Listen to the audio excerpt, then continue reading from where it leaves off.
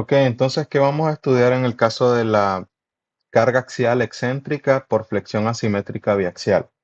Entonces, lo primero que nosotros vamos a estudiar, obviamente en este caso, como es flexión biaxial, vamos a tener momento alrededor del eje débil y alrededor del eje fuerte, respectivamente, actuando de manera concomitante.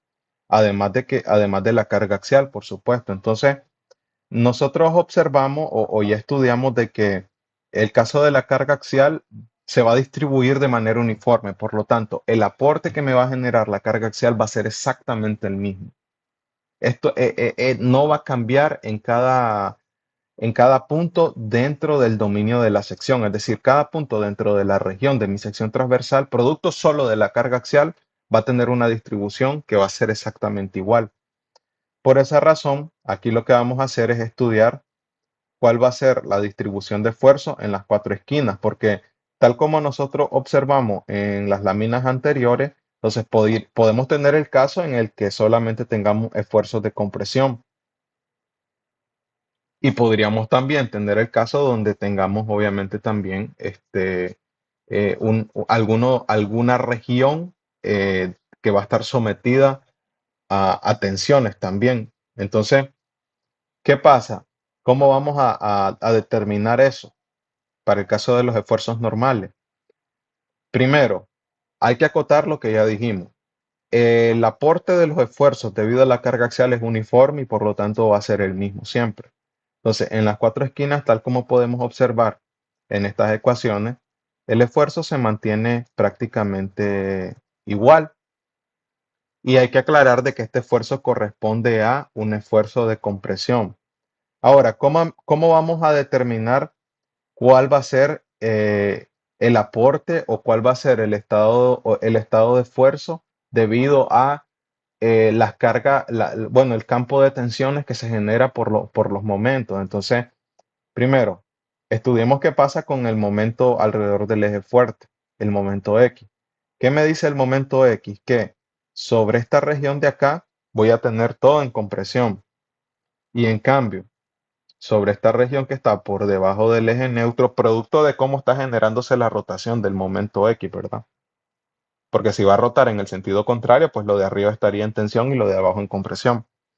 Pero ahorita lo que tenemos es que la zona de arriba está está en compresión y esta zona por debajo del eje neutro, pues está en tensión.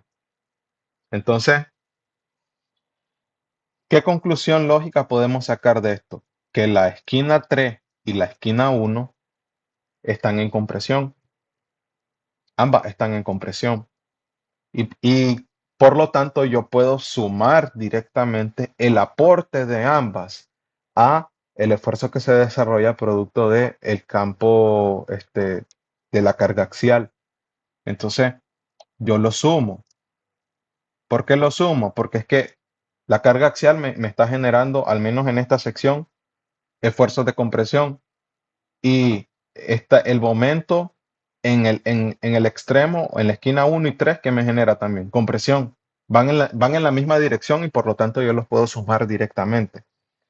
Pero, ¿qué está pasando en la esquina 2 y en la esquina 4 respectivamente? Ambas están en tensión. Y por lo tanto, como están en tensión, van en sentido contrario a los esfuerzos que se van a gestar producto de la carga axial. Y eso significa que lo tengo que restar. Tengo que restar ambos aportes. Y al menos, esta sería la forma en la que yo tendría que abordarlo, producto del momento que se me va a generar alrededor del eje fuerte. Ahora, ¿qué pasa? Tengo que ir a analizar lo que está ocurriendo alrededor del eje débil. Entonces, y el proceso es prácticamente el mismo. ¿Qué ocurre? Alrededor del eje débil yo tengo este momento de acá.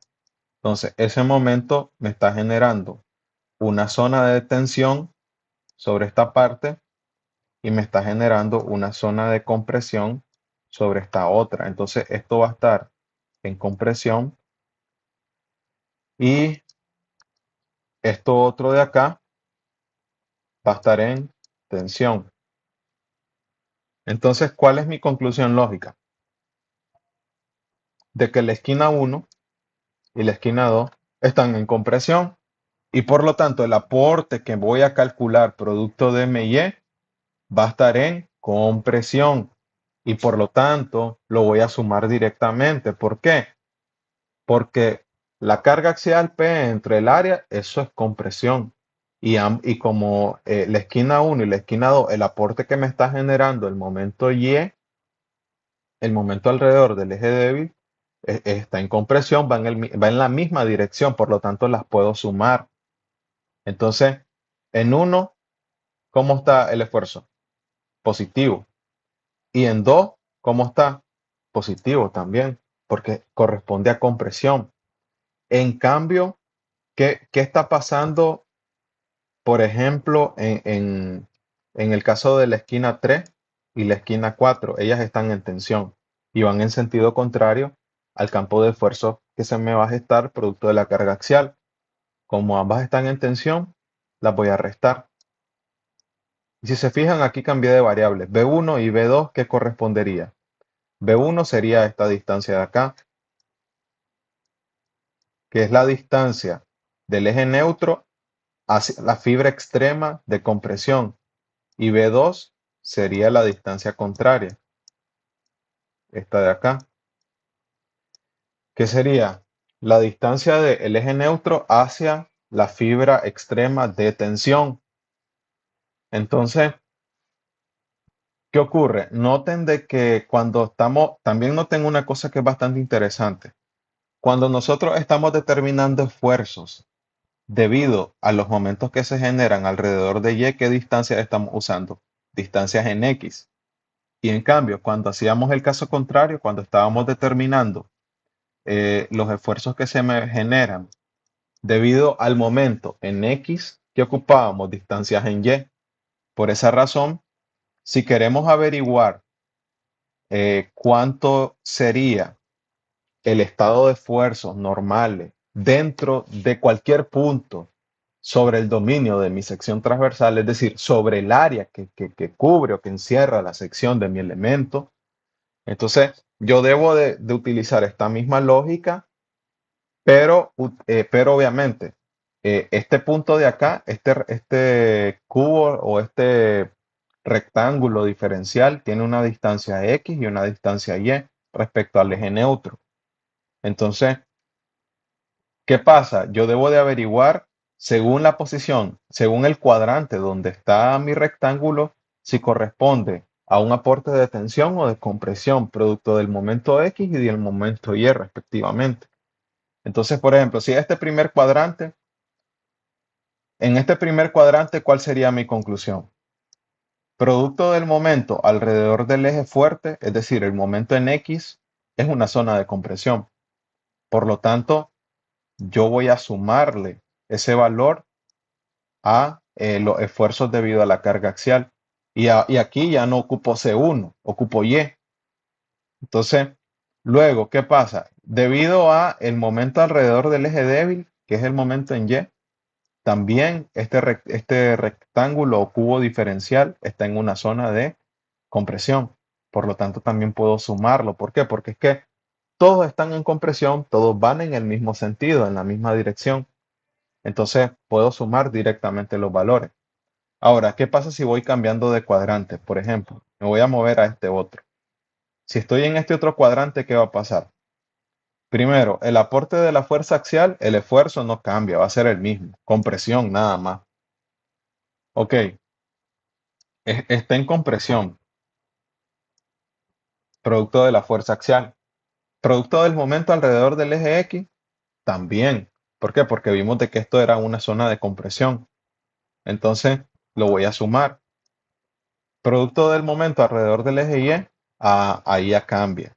Entonces, ahí ya cambia. ¿Por qué? Porque ahora esto es una zona de tensión.